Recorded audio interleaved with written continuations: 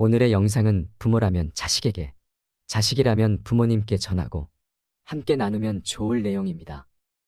사랑하지만 서로를 소홀하게 대했다면 꼭 한 번은 들어보셨으면 좋겠습니다. 아내를 잃고 혼자 살아가는 노인이 있었다. 젊었을 때에는 힘써 일하였지만 이제는 자기 몸조차 가누기가 힘든 노인이 되었다. 장성한 두 아들은 처자식을 먹여 살리느라 아버지를 돌보지 않았다. 어느 날 노인은 목수를 찾아가 나무 괴짝 하나를 주문하였다. 그리고 그것을 집에 가져와 그 안에 유리조각을 가득 채우고 튼실한 자물쇠를 채웠다. 어느 날 아들이 아버지 집에 와 아버지의 침상 밑에서 못 보던 괴짝 하나를 발견했다.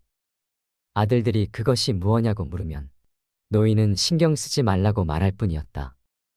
궁금해진 아들들은 아버지가 없는 틈을 타서 그것을 열어보려 하였지만 자물쇠로 잠겨져 있어서 안에 무엇이 들어있는지 알 수가 없었다. 그들을 더욱 궁금하게 만든 것은 괴짝을 흔들면 그 안에서 금속들이 부딪히는 소리가 나는 것이었다. 그래, 이건 아버지가 평생 모아 숨겨놓은 금덩이 아니야. 아들들은 그때부터 누구 먼저 할 것 없이 서로 아버지를 모시겠다며 이상한 효심이 넘쳤다. 그리고 얼마 뒤에 노인은 돌아가셨고 아들들은 장례를 치른 후 침이 마르도록 기다리고 기다렸던 그 궁금한 괴짝을 열어보았다. 그런데 이게 웬일인가? 깨진 유리조각만이 가득 들어있는 것이었다. 두 아들은 화를 내었다. 서로 쳐다보며 소리 없이 말했다. 당했군. 그리고 괴짝을 멍하니 바라보는 동생을 향해 왜, 괴짝이 탐나냐? 그럼 내가 가져라.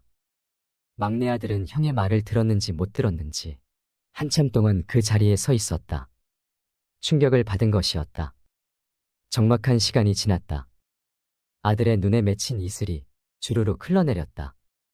막내 아들이 그 괴짝을 집으로 옮겨왔다. 나뭇가지가 조용하려 해도 바람이 쉬지 않고 자식이 효도하려 해도 어버이는 기다려주지 않는다. 옛글을 생각하며 아버지가 남긴 유품 하나만이라도 간직하는 것이 그나마 마지막 효도라고 생각한 것이다. 아내는 구질구질한 물건을 왜 집에 들이느냐며 짜증을 냈다. 그는 아내와 타협을 했다. 유리조각은 버리고 괴짝만 갖고 있기로. 괴짝을 비우고 나니 밑바닥에 편지 한 장이 들어있었다. 막내 아들은 편지를 읽어내려가며 엉엉 소리내어 울기 시작했다. 나이 40을 넘긴 사나이의 통곡 소리에 그의 아내가 달려왔다. 아들, 딸도 달려왔다. 그 글은 이러하였다. 첫째 아들을 가졌을 때 나는 기뻐서 울었다. 둘째 아들이 태어나던 날 나는 좋아서 웃었다. 그때부터 30여 년 동안 수천 번, 아니 수만 번 그들은 나를 울게 하였고 또 웃게 하였다. 이제 나는 늙었다. 그리고 자식은 달라졌다. 나를 기뻐서 울게 하지도 않고 좋아서 웃게 하지도 않는다. 내게 남은 것은 그들에 대한 기억뿐이다. 처음엔 진주 같았던 기억이 중간엔 내 등뼈를 휘게 한 기억으로 지금은 사금팔이 깨진 유리처럼 조각난 기억만 남아있구나.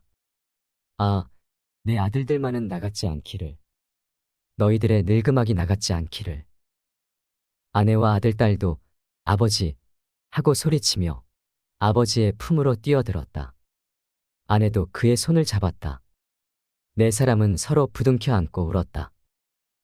어느 노인의 유언장이 어떠셨나요? 참으로 많은 생각을 하게 하는 글입니다. 요즘 들어서 제 마음을 울리는 단어가 있습니다. 부모, 그리고 자식입니다. 저의 부모님은 어려운 형편에도 자식을 위해 최선을 다해 살아오셨기에 자식에게 희생했던 시간을 보상받고 싶은 마음인지 조그만 일에도 섭섭해하시고 인생이 참 허무하다란 말씀을 자주 하십니다. 자식에게 줄 때는 나중에 돌려받으려는 마음으로 준 것은 아닐 텐데 어느새 머리가 희끗한 나이가 되었고 늙고 병들다 보니 예전엔 내가 자식에게 이렇게 해주었는데 하며 자식들은 이것도 못해주나 하는 생각이 드시는가 봅니다. 그리고 저도 그 심정을 조금은 이해하게 되는 것 같습니다. 내가 부모님에게 받은 것을 갚자고 하면 얼마나 갚을 수 있을까요? 돌이켜보면 어렸을 적에는 나 살기 바쁘다는 핑계로 부모는 당연히 모든 걸 자식에게 해주는가 보다 그랬었던 적도 있었습니다. 하지만 저도 나이 들고 살아보니 부모라서 당연히 해주는 것은 아니구나 하는 마음이 들었습니다. 세상에 당연한 것은 없고 나 역시도 내 자식에게 부모 노릇을 하는 게 쉬운 일만은 아니라는 것을 깨달았기 때문인가 봅니다. 부모와 자식 관계에서 고통의 교집합은 있어도 이해의 교집합은 없다라는 어느 저자의 말에 이 글을 쓰는 순간에도 그 글을 떠올리며 공감하곤 합니다. 세월이 흘러 어느새 저는 이만큼 자랐고 부모와 자식의 관계로 서로 마주하다 보니 부모는 자식에게 이게 다 너를 위해서 하는 말이라며 고집하고 자식은 현실에 맞지 않다. 심지어는 시대착오적이다 라는 말을 하며 서로 팽팽히 맞서는 일도 생기는 것 같습니다. 가족관계라는 것이 참 어렵지요. 자식은 자식으로서 부모가 바라는 모든 걸 맞춰주려고 애써야 하고 부모도 자식에게 해주어야 할 일들이 많다고 생각하다 보니 서로의 마음은 그렇지 않은데 그 방향이 엇나갈 때면 어렵고 힘든 일이 되어버리는 것 같습니다. 하지만 그럼에도 불구하고 오늘 이야기를 준비하며 제 마음 한켠에는 감사라는 마음이 더 크게 자라났습니다. 내 부모님의 자식으로서 아직 무언가를 해드릴 수 있다는 사실이 나에게 시간이 남아있음이 얼마나 감사한 일인지 모르겠습니다. 산 언덕 꼭대기에 두 그루의 나무가 나란히 서 있었습니다. 하나는 큰 나무였고 또 다른 하나는 작은 나무였지요. 작은 나무는 큰 나무 때문에 늘 그늘진 것이 불만이었습니다. 저 나무만 없으면 내가 햇볕을 다 받을 수 있을 텐데 하루는 나무꾼이 와서 큰 나무를 베어버렸습니다. 이제 드디어 이 언덕은 내 것이 되었어라며 작은 나무는 속으로 몹시 기뻐했습니다. 하지만 큰 나무가 베어지고 나자 작은 나무는 곧 깨닫게 되었지요. 산 꼭대기에 내리쬐는 햇볕을 혼자 견뎌야 하는 것이 얼마나 힘든지, 홀로 외로이 서 있는 것이 얼마나 힘든 일인지 말입니다. 어쩌면 우리의 세상살이도 이러하지 않을까요? 사람은 태어나 부모의 보살핌을 받고 자라지만 보살핌을 받을 때는 그것이 얼마나 소중하고 귀한 것인지를 알지 못합니다. 하지만 자식이 자라 스스로 부모가 되고 나면 부모라는 자리가 얼마나 힘들고 외로운 것인지, 자신을 보살펴 주신 사랑이 얼마나 고마운 것인지를 깨닫게 됩니다. 또한 부모가 세상을 떠나고 나면 아무리 부모된 자가 가난하고 병들었어도 자신을 지키게 한 버팀목이 되었음을 알고 불효를 후회하게 되는 경우도 많습니다. 그러고 보면 자식이 부모의 마음을 어떻게 다 헤아릴 수 있을까 싶습니다. 아무리 퍼내어도 마르지 않는 샘물처럼 끝없이 자식을 아끼고 감싸는 부모의 마음은 이 세상 어떤 것을 갖다 대어 비유를 해도 모자랄 것 같습니다. 얼마 전 TV에서 부모를 버리는 자식에 관한 보도물을 본 적이 있습니다. 거동하기도 힘들고 병든 아버지를 며칠 동안이나 방치해서 죽게 하거나 고부간의 갈등으로 괴로워하다 중년의 가장이 노모와 함께 생을 등지는 일이나 겉으로 보기에는 한적한 전원주택처럼 보이는 외딴 곳에 그냥 부모를 모셔두면서 사람들에게는 효도하는 척 흉내만 내고 정작 얼굴은 한 번 보이지도 않는 파렴치한 자식까지 우리 사회의 어두운 단면들에 관한 보고였습니다. 물론 이 사회에는 병든 부모님을 성심껏 모시는 효성 깊은 자식이 더 많을 것입니다. 개인적인 사정으로 요양원이나 요양병원에 모시면서 가슴 아파하고 뒤로 눈물 흘리는 자식들도 많겠지요. 하지만 자식을 버리는 부모보다 부모를 버린 자식이 더 많은 이유는 자식이 부모의 마음을 알기 힘들어서가 아닐까 싶습니다. 그리고 이토록 팍팍한 세상에 자신이 받은 은혜를 다 잊어버리고 혼자 이 세상에 태어난 것으로 여기기 때문은 아닐까요? 젊었을 때 자식을 위해 모든 것을 희생하신 우리의 부모님들은 이제 병들고 지쳐서 총기도 잃어가고 보살핌 없이 살아가기 힘든 약한 존재가 되는 순간이 옵니다. 세월이 더 흐르면 갓 태어난 어린아이와 마찬가지로 끊임없이 사랑하고 보살피지 않으면 금방 시들어버리는 그런 존재가 되기도 합니다. 자식에게 짐이 될까 운동도 열심히 해보고 마음 공부도 해보지만 찾아오는 세월을 거스를 수 없는 것이 우리 인간이지요. 버림받은 부모가 느끼는 가장 큰 슬픔은 앞으로 살아갈 날에 대한 걱정이 아닙니다. 자식에게 버림받았다는 사실, 온갖 정성으로 키워온 꽃 같은 내 자식이 늙었다는 이유로 나를 외면했다는 절망감입니다. 직접적으로 부모를 갖다 버렸다고 해서 그것만 불효가 되는 것은 아닙니다. 같은 집에 살고 있어도 매일 따뜻한 말 한마디, 고운 낯빛 한 번 보이지 않는 것, 부모가 이해하지 못한다고 대화에서 소외시키는 사소하고 작은 행동이 부모의 가슴을 멍들게 하는 것입니다. 이 세상에 늙지 않는 사람은 없습니다. 누구나 생의 끝자락에는 힘없고 보잘것없는 노인이 되고야 말지요. 그런 자신의 모습을 생각해 본다면 지금의 부모를 저버릴 수 있을까요? 부모에게 돈으로 하는 선물, 물질로 보이기 위한 효도가 아니라 진심으로 건네는 따뜻한 말 한마디가 더 소중하지 않을까 싶습니다. 마음에도 없는 선물을 하기보다는 부모님과 눈을 맞추고 손을 꼭 잡아드리면서 사랑하는 마음을 표현해 보세요. 표현할 수 있는 지금이 다시는 오지 못할 가장 소중한 시간입니다. 부모와 자식은 전생의 원수라는 말을 들어보셨나요? 불교에서는 부모와 자식 사이를 인생의 굴레라고 하는데요. 부모와 자식 사이에는 네 가지 인연이 있다고 합니다. 첫째는 은혜를 갚는 인연이고, 둘째는 원한을 갚는 인연이며, 셋째는 빚을 갚는 인연이고, 넷째는 빚을 되찾는 인연입니다. 첫째로 은혜를 갚는 인연이란 부모와 자식에게 전생에 큰 은혜가 있어 그 은혜를 갚기 위해 금생의 자식으로 태어나 생전에 부모가 기뻐하도록 극진히 봉양하고 사후에는 귀신이 흠양하도록 장례와 제사를 정성껏 모시는 것이라고 합니다. 나아가 국가사회에 이바지하고 백성에게 혜택을 끼쳐 청사의 이름을 남김으로써 천하 후세 사람들로 하여금 그 사람을 흠모하면서 그 부모까지 존경하도록 훌륭한 도덕을 닦기도 합니다. 역사 속의 수많은 충신과 효자가 그렇다고 하지요. 둘째로 원한을 갚는 인연이란 부모가 자식에게 전생의 원한을 사서 그걸 갚기 위해 자식으로 태어나는 것입니다. 작게는 부모 마음을 거스르고 크게는 화가 부모에게 미치게 하며 살아 생전에는 맛있고 따뜻한 봉양을 올리지 않고 죽은 뒤에는 황천에서도 모욕을 당하게 합니다. 또 더 심한 경우에는 권세나 요직에 앉은 신분으로 부정부패와 불교의 죄악을 저질러 가문과 친족을 파멸시키고 조상의 무덤까지 파헤치게 하며 천하 후세 사람들로 하여금 그 사람을 욕하면서 그 부모에게 침뱉게 만들지요. 간신역적이 그 대표적인 예라고 합니다. 셋째로 빚을 갚는 인연이란 자식이 전생의 부모에게 진 재산상의 빚을 갚으려고 태어난 경우입니다.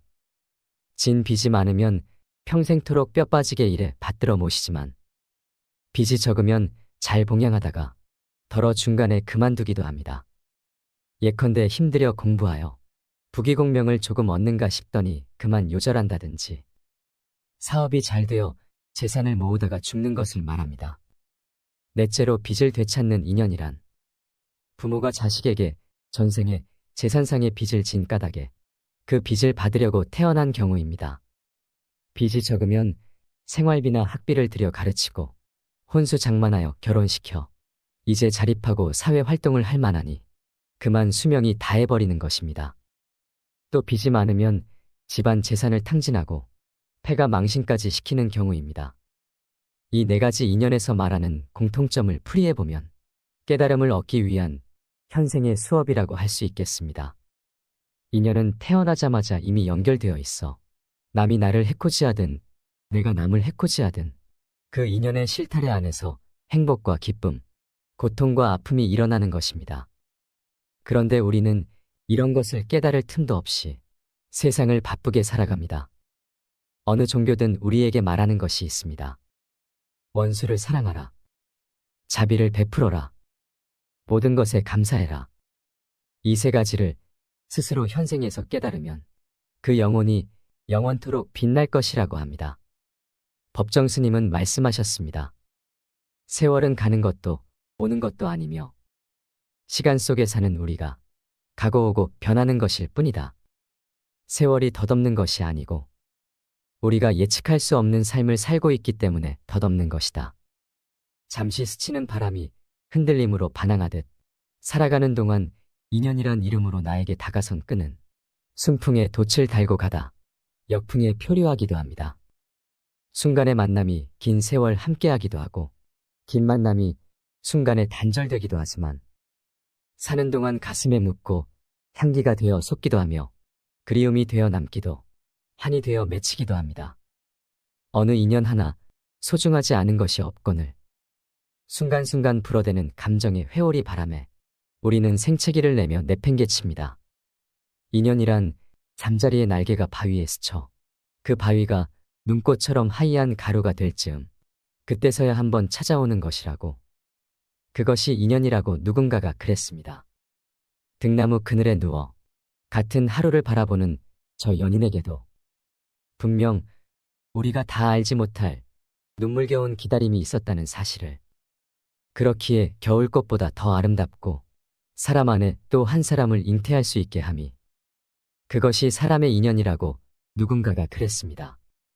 나무와 구름 사이, 바다와 섬 사이, 그리고 사람과 사람 사이에는 수천, 수만 번의 애달고 쓰라린 잠자리의 날개짓이 숨쉬고 있음을 인연은 서리처럼 겨울 담장을 조용히 넘어오기에 한겨울에도 마음의 문을 활짝 열어놓아야 한다고 누군가가 그랬습니다.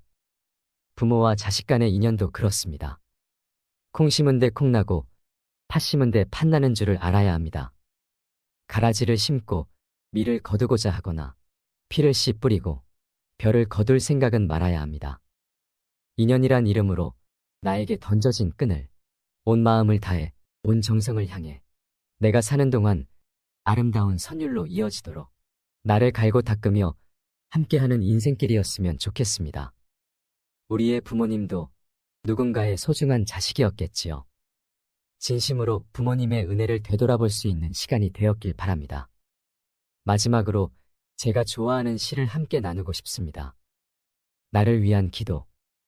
날마다 하루 분량의 즐거움을 주시고 일생의 꿈은 그 과정에 기쁨을 주시고 떠나야 할 곳에서는 빨리 떠나게 하시고 머물러야 할 자리에는 영원히 아름답게 머물게 하소서. 누구 앞에서나 똑같이 겸손하게 하시고 어디서나 머리를 낮춤으로써 내 얼굴이 드러나지 않게 하소서. 마음을 가난하게 하여 눈물이 많게 하시고 생각을 빛나게 하여 웃음이 많게 하소서. 인내하게 하소서. 인내는 잘못을 참고 그냥 지나가는 것이 아니라 사랑으로 깨닫게 하고 기다림이 기쁨이 되는 인내이게 하소서. 용기를 주소서.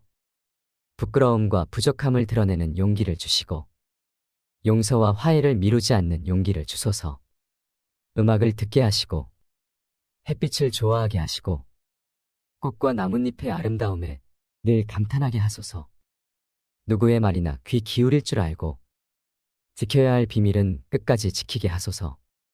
사람을 외모로 평가하지 않게 하시고 그 사람의 참 가치와 모습을 빨리 알게 하소서.